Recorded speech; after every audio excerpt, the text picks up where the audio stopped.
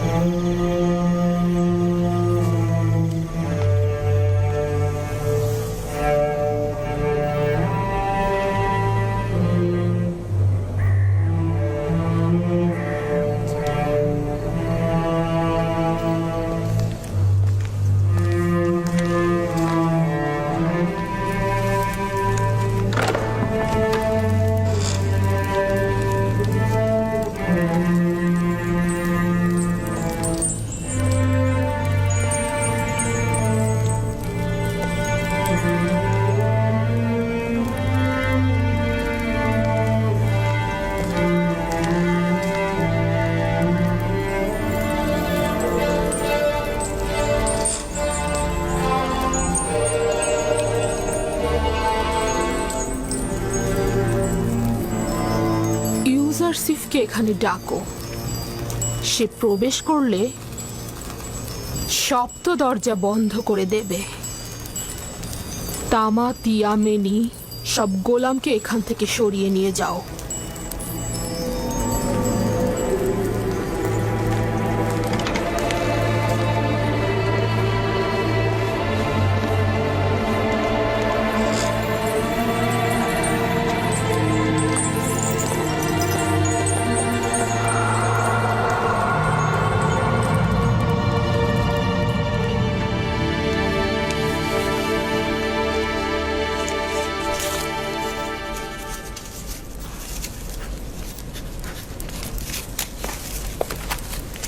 বানু জুলেখা আপনাকে তলব করেছেন।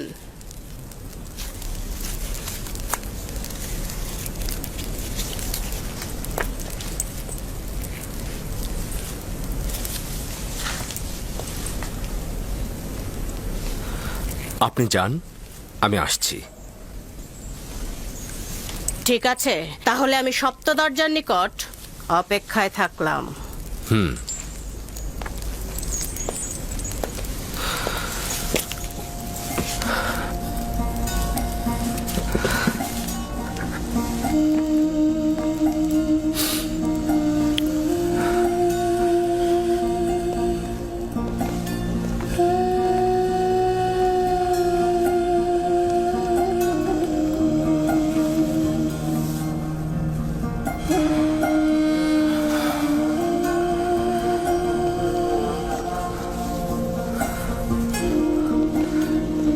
হে খোদা, আমাকে একা ছেড়ে দিও না। তুমি ছাড়া আমার আর কেউ নেই।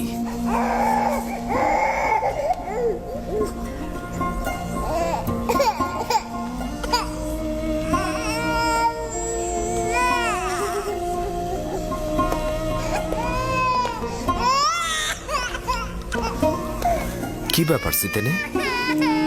কিসেন আবার কেন এইভাবে কান্না করছে? আমি জানি না কি হয়েছে ওর। আমার মনে হয় আপনার ছোঁয়া পেলেও শান্ত হয়ে যাবে। কি হলো, শান্ত হচ্ছে না কেন? সম্ভবত তার এই কান্না অন্য কোনো কারণ থেকে। সম্ভবত তার নাজুক রুহ অলক্ষণে কোনো ঘটনার পূর্বাভাস পেয়েছে।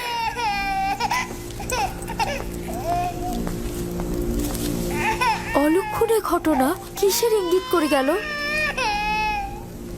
কিসেন কি তাহলে সেই কারণেই কান্না করে যাচ্ছে?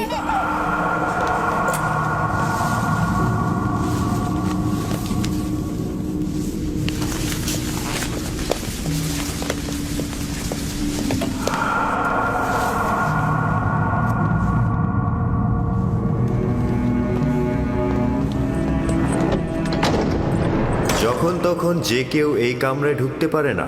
এই কামরায় প্রবেশ করতে হলে তাকে অবশ্যই 7টি দরজা অতিক্রম করতে হবে। এই 7টি দরজা শক্তভাবে তালাবদ্ধ থাকে, আর তালাবদ্ধ অবস্থায় যে কেউ চাইলেই সেখানে প্রবেশ বা বাহির হতে পারে না।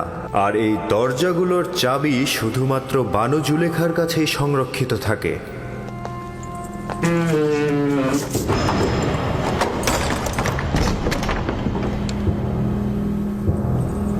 বানু জুলেখার আদেশ।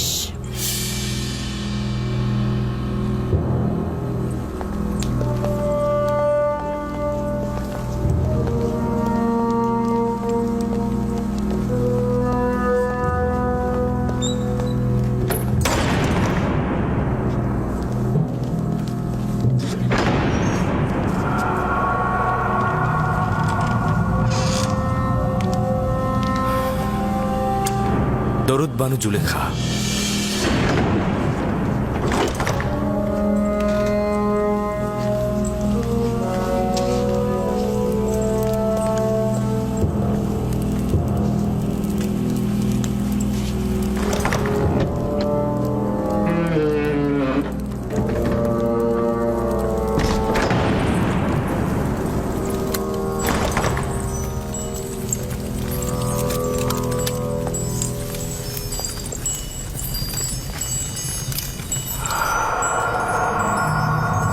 তুই অবগত রয়েছিস যে তুই আমার গোলাম? জি আমার বানু। এবং জানিস যে একজন গোলাম অবশ্যই তার মালিকের প্রতি আনুগত্য প্রকাশ করবে। এখন পর্যন্ত কোনো অবাধ্যতা দেখেছেন কি?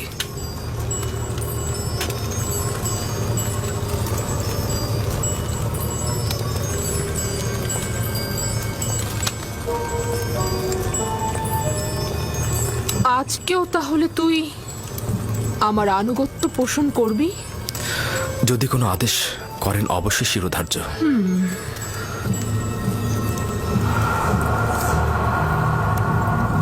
আজকে আমি নিজেকে তোর জন্য প্রস্তুত করেছি। খোদা তোমার কাছে পানা চাই। আপনি আমার কাছে কি চাচ্ছেন? খেয়ানত কি? আমি তো বলেছি আপনার কাছে সারা জীবন অনুগত থাকবো আমি, কিন্তু অনুগত আর বিশ্বাসের খেয়ানতের মধ্যে ভিন্নতা রয়েছে। আপনি আমার কাছে কি চাচ্ছেন? আমি তোর কাছে তোকে চাই। আপনার প্রতিদেবতার কাছে আমি বিশ্বস্ত। তিনি আমাকে মহব্বত করেন, তিনি আমাকে উন্নত স্থান দিয়েছেন। তার বিশ্বাসে খেয়ানত করব? আমাকে মহব্বত প্রকাশ করলে তাতে আমি তো খেয়ানতের কিছু দেখছি না। আমি আপনারও আপনার স্বামীর কাছে কৃতজ্ঞতা জ্ঞাপন করছি, কিন্তু তার মানে তো এই নয় আপনার মহব্বতের প্রতিদান দিতে গিয়ে আমি গুনার সাগরে ডুবে যাই। তুই আমার কাছে ঋণী। অবশ্যই তুই আমার মহব্বতের প্রতিদান দিবি, এবং একজন গোলাম হিসেবে তুই বাধ্য আমার আনুগত্য পোষণ করতে। যিনি আপনাদের দয়া আমার উপর বর্ষণে সাহায্য করেছেন তিনি হচ্ছেন আমার খোদা। সে কারণে আমি আপনাদের চাইতে বেশি এবং আপনাদের থেকে পূর্বে তার কাছে ঋণী। আমি নিজেকে ইজ্জতের তুঙ্গ থেকে তুচ্ছ অবস্থানে নিয়ে এসেছি যাতে তোকে হস্তগত করতে পারি। আমি অধিকার ছাড়বো না। আমি আমার ঈমান ও নিজস্ব চরিত্রকে সাময়িক কামনা বাসনার কাছে বিসর্জন করব না। আমি আর তুমি ছাড়া এই ঘটনা কেউ জানবে না। কিন্তু খোদাবন্দের নজর থেকে এটা আপনি কি করে গোপন করবেন? ও, তাহলে খোদাকে নিয়ে এত ভয়? আমিও তার কাছে লজ্জিত। এটা তো কোনো ব্যাপারই না। তোমার দৃষ্টি সহ্য করতে পারবো না। আমাকে ক্ষমা করো হে মহান আমুন। সে আর আমাদের গুনার সাক্ষী নয়। আমার ভয় মহাপরাক্রমশালী ও প্রখর দৃষ্টি সম্পন্ন খোদায়। ওই হাতে তৈরি আমুনকে ভয় পাওয়া তো অজ্ঞতা ও মূর্খতা ছাড়া আর কিছুই নয়। তুই আমাকে অজ্ঞ ও মূর্খ বললি? আমি তোর মতো শত লোককে পায়ের নিচে পদদলিত করতে পারি। আমার ঘোড়াগুলোর বিষ্ঠা পরিষ্কার করার মতো যোগ্যতাও তোর নেই, আর তুই কিনা মহান আমুনের কাছে আনুগত্য প্রকাশ করাকে মূর্খতা বলছিস? আমি আদেশ করছি, তুই পালন করতে বাধ্য, আর তা না হলে তোর কবর এখানেই হবে।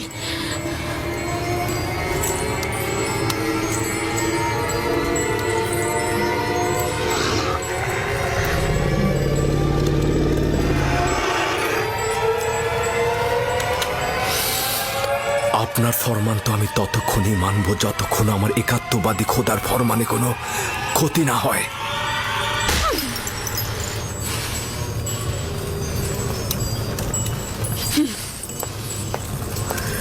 এখন এর সর্বোত্তম জবাব হতে পারে তোমার ন্যায় একই কাজ আমারও করা। হে খোদা তাআলা, তুমি আমার একমাত্র সাহায্যকারী। হে খোদার নবী, একাত্মবাদী খোদার পক্ষ থেকে পয়গম, আমরা আপনাকে ছেড়ে যাব না। জুলেখার মোকাবেলা না করে নিজেকে সংযত রাখুন। সে শয়তান দ্বারা পরিচালিত হচ্ছে। যেহেতু ইউসুফ তার কামনার প্রতি আনুগত্য করছে না, তাই সে জবরদস্তির আশ্রয় নিয়েছে। সে ক্রমাগত কৌশল করে যাচ্ছে। এটা শয়তানেরই ফাঁদ। পেছনের দরজা দিয়ে প্রস্থান করুন।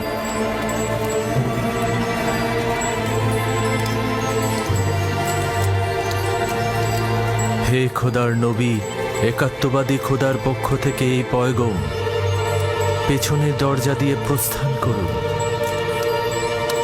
প্রস্থান করুন। পালাবার পথ নেই, তুমি বাধ্য আনুগত্য স্বীকার করতে।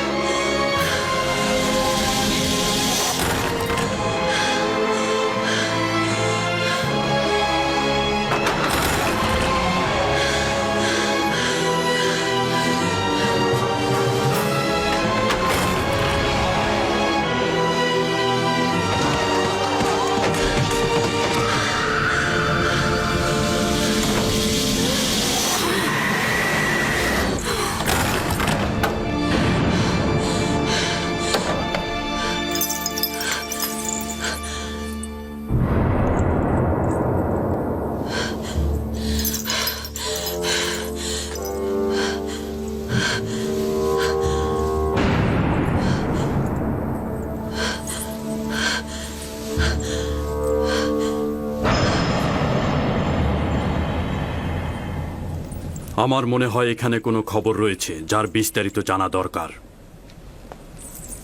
শুনতে চাচ্ছি, যে কেউ একজন কি বলবে? হায় আফসোস আমার, এই সকল মহব্বতের প্রতিদান দেখুন।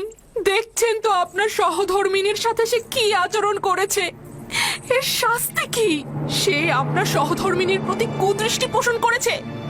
তাকে কঠিন শাস্তি দিয়ে জেলখানায় নিক্ষেপ করুন। বানু জুলেখা মিথ্যা কথা বলছে জনাবে মালিক। আমি দেখেছি জনাবে আলী, ইউজারসিফ কৌশলে বানু জুলেখার কক্ষে প্রবেশ করছে। আলী জনাব, আমি এর বিপরীতে যে কোনো দলিলই নিয়ে আসি না কেন, সেটা আপনার কাছে গ্রহণযোগ্যতা কখনোই পাবে না। কারণ এতে বানু জুলেখার সম্মানহানি ঘটবে এবং আপনি তার পক্ষে রায় দেবেন। আর কারো সাহসও নেই সত্যটা বলার। আপনিও নিশ্চয়ই সেটাই চাইবেন। এর থেকে বেশি ক্রোধের সৃষ্টি করো না। আমি দলিল ও সাক্ষী দেখতে চাই। আমি আসল গুনাহগারকে ধরতে চাই। আমার না আছে গুনাহ না করার কোনো দলিল, আর না আছে কোনো সেবিকা যে আমার পক্ষে সাক্ষ্য দেবে। সুতরাং তুমি দণ্ডিত। এর শাস্তি অবশ্যই পাবে। আমি এর জন্য প্রস্তুত রয়েছি জনাবে মালিক। তবে হাকিকত হচ্ছে সে আমাকে তলব করেছে এবং মিলনের ইচ্ছা পোষণ করেছে। আর এটা প্রমাণ করতে আমার নিজস্ব খোদা ব্যতীত আর কোনো সাক্ষী নেই। তুমি জুলেখার নির্জনতার সুযোগে প্রবেশ করেছ। করিমামা সাক্ষী রয়েছে। সকলেই জানে বানু জুলেখা অপরাধী, কিন্তু তার বিরুদ্ধে সাক্ষ্য দেওয়ার সাহস নেই কার। তোমার সাক্ষীকে হাজির করো এবং সাক্ষ্য দিতে বলো। খোদা ব্যতীত আমার তো আর কোনো সাক্ষী নেই। যদি আমাকে একাকে ছেড়ে দেন তো আমাকে সর্বাপেক্ষা কঠিন পরিস্থিতির মধ্যে পড়তে হবে। আপনি কি চাইছেন, এই গোলামের কথা গ্রহণ করতে?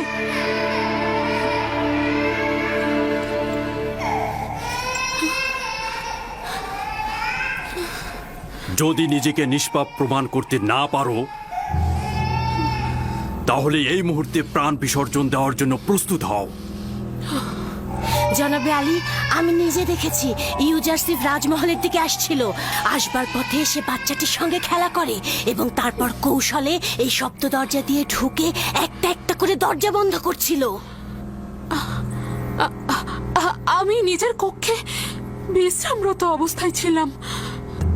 তাকে নিজের শিওরে দেখে চিৎকার করে সাহায্য চাইছিলাম, আর তখন সে পালাতে লাগলো। রুদামুনকে এখানে রাখো। ইউজারসিফের উচিত এখানেই শাস্তি পাওয়া।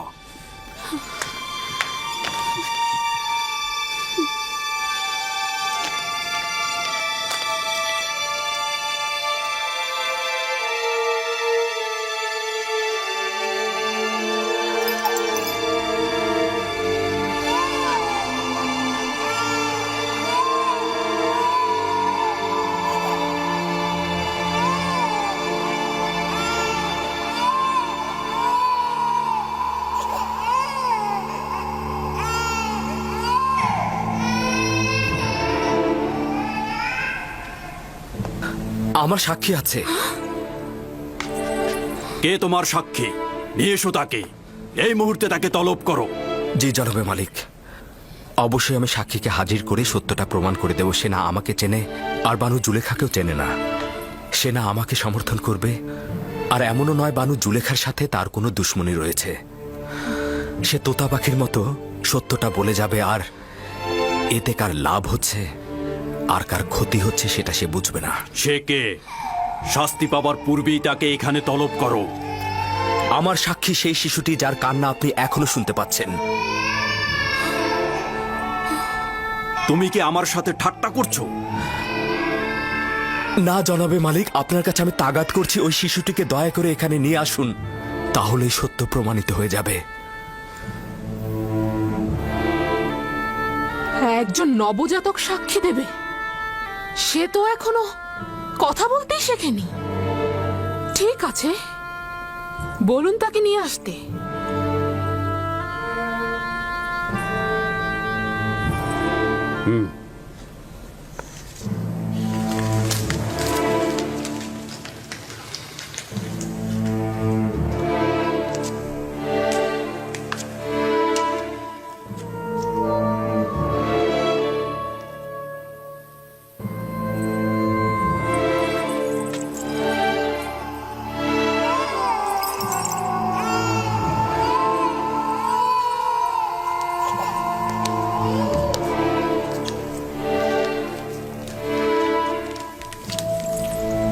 দরুদ আলী জনাব পুতিফার। সে আমার ফুফাতো বোন সিতেনে এবং তার সন্তান কিসেন। বলো তাকে সাক্ষী দিতে। কিসেনের কথা বলো। যা তোমাকে খোদাতালা শিক্ষা দিয়েছে তা তুমি এখানে বলো।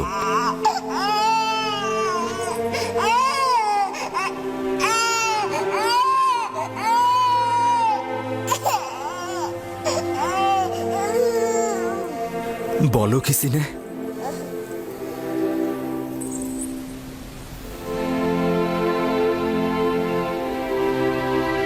একাত্মবাদী খোদার ফরমানে তার একটি বাক্য বলবো।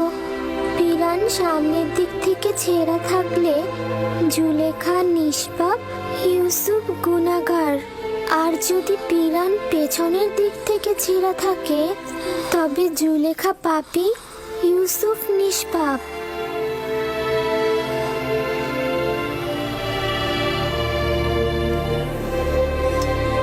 তুমি কি করে কথা বললে লক্ষ্মী সোনা আমার?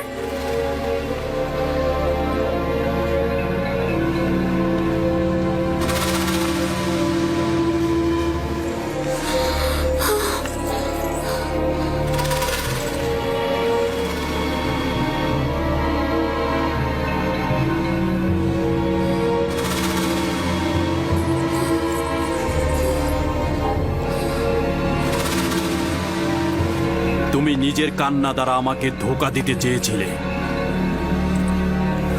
আসলে নারীদের প্রতারণার ফাঁদ খুবই বিশাল।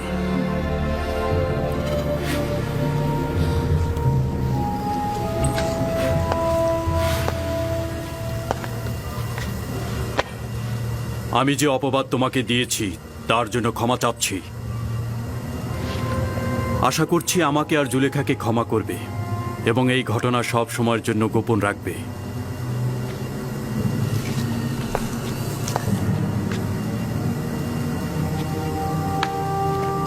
কারো অধিকার নেই এই ঘটনা সম্পর্কে কাউকে কিছু বলার। যদি এই ঘটনা কেউ প্রকাশ করে থাকো তাহলে তাকে কঠিন শাস্তি দেব।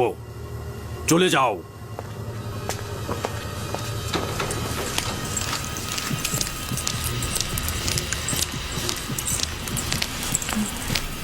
কি ঘটলো আমি তো কিছুই বুঝলাম না। একটা শিশু কিসেনে, সিতেনের সন্তান, সে কথা বলেছে এবং সবকিছু প্রকাশ করেছে। একজন নবজাতক শিশু কি করে কথা বলতে পারে? কিন্তু সে তো বলল। কিন্তু কিন্তু এটা কি করে সম্ভব? আমি জানি না। ইউজারসিফ তাকে বলতে বলল এবং সে সব সত্যি সত্যি বলে দিল। অবাক করার বিষয় হলো শিশুটি একত্ববাদী খোদার নাম করে কথা বলা শুরু করে দিল। এটা জাদু। যদি বাচ্চাটি কথা বলেও থাকে তার জাদু ব্যতীত আর কিছু না। ইউজারসিফকে যা দেখছেন সে আসলে তা নয়, সে জাদুকর। সে বাচ্চাটাকেও জাদু করে ফেলেছে। আমার বিপক্ষে কারো সাক্ষী দেওয়ার সাহসী ছিল না, শুধুমাত্র এই শিশুটি। বানু, সে জাদুকর। সে জাদুকর এবং সে সবাইকে জাদু করে ফেলেছে। আমি বন্ধ করো কারি মামা।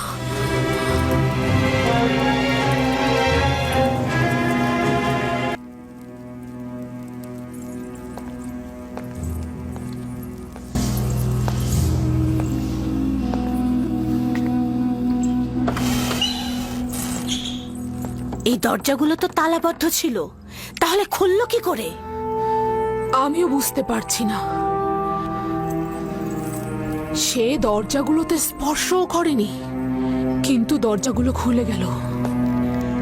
তাহলে ভেবে দেখুন, আমি এমনি কি তাকে জাদুকর বলেছি? জাদুকর নয়, আমি বালক বয়স থেকে তাকে বড় করেছি। সে কোনোদিন কোনো জাদুকরের কাছে গিয়ে জাদু শেখেনি। তাহলে এই দরজা আর ওই বাচ্চাটি?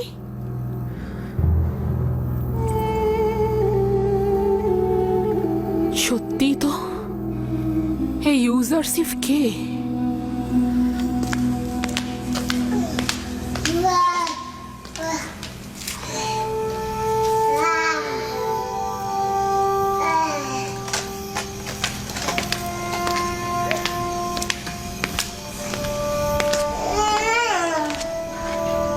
সিতেনে,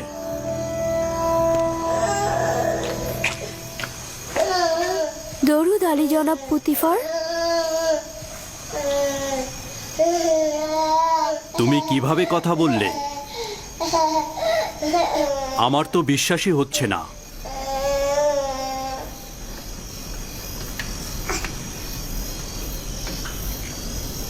তুমি এখানে কি করছো? রাজমহলে কেন এসেছো? আমি আমার বোন জুলেখাকে দেখার উদ্দেশ্যে এসেছিলাম। আমি জানতাম না এরকম হবে, জানলে আমি কখনোই আসতাম না। তুমি তোমার মামাতো বোনের সাথে দেখা করতে এসেছো, সমস্যা নেই। তুমি ও তোমার সন্তানকে শুকরিয়া জানাচ্ছি। তোমরা যদি না থাকতে তাহলে জুলেখার ধোকায় পড়ে একজন পবিত্র যুবকের রক্তে নিজের হাতকে কুলুষিত করে ফেলতাম।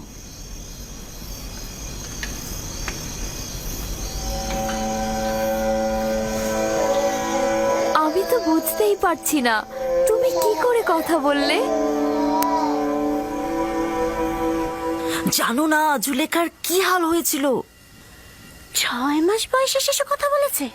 আমি নিজের কানে শুনেছি।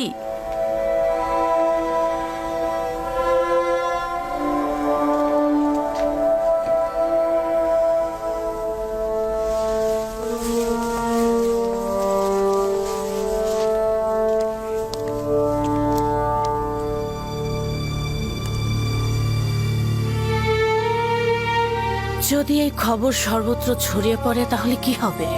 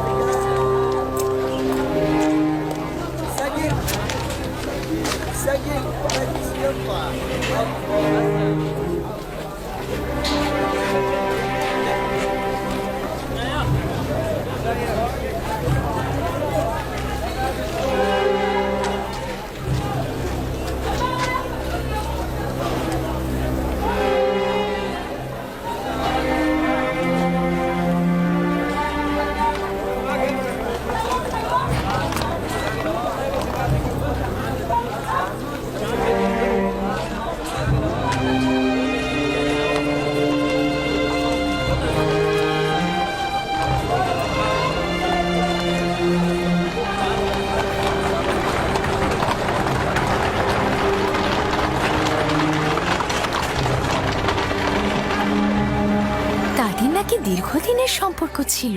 রাজমহলের ঘটনার সাক্ষী তো আমি নিজেই। যখন ইউজারসিফের কথা জিজ্ঞেস করলাম, তখন জুলেখা অসন্তুষ্ট হয়ে মেহমানদের ত্যাগ করে চলে গেল। শহরের সর্বত্র এ সম্পর্কে কথা হচ্ছে। সে তো দাম্ভিকতা আর অহংকারের বলে মানুষকে সবসময় অবহেলা করেছে, আর এখন কিনা একটা গোলামের সাথে প্রেম করছে। ঠিক তাই, মিশরের প্রধান সেনাপতি পুতিফারের স্ত্রী জুলেখা নিজেকে একজন গোলামের কাছে সমর্পণ করেছেন, যার পূর্ব পরিচয় একজন ভেড়ার রাখাল। কি ভেড়ার রাখালের সাথে? তাহলে তো অবশ্যই প্রধান খাদেম মক্কা মোহরকে বিষয়টা জানানো উচিত। জুলেখা ও পুতিফারকে এবার কিন্তু এত সহজে ছেড়ে দেয়া হবে না। ঠিক তাই, এটাই সুযোগ জুলেখা ও তার স্বামী পুতিফারের মর্যাদা একেবারে ধূলিসাৎ করে দেবার।